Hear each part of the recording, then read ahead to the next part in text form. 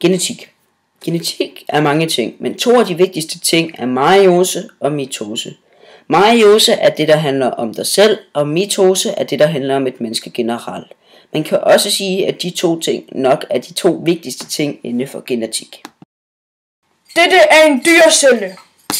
Dyrecellen består af en cellekerne, en cellemembran, ribosomer, cytoplasma og en mitokondrie.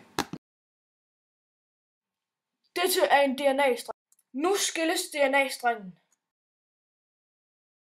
Nu kommer RNA ind, og med den kommer mRNA, som laver kopier.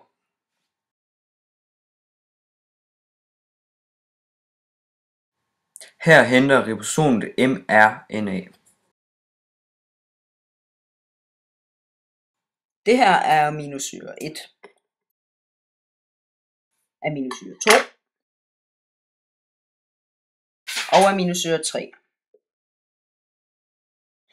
Nu danner de tre aminosyrer et protein.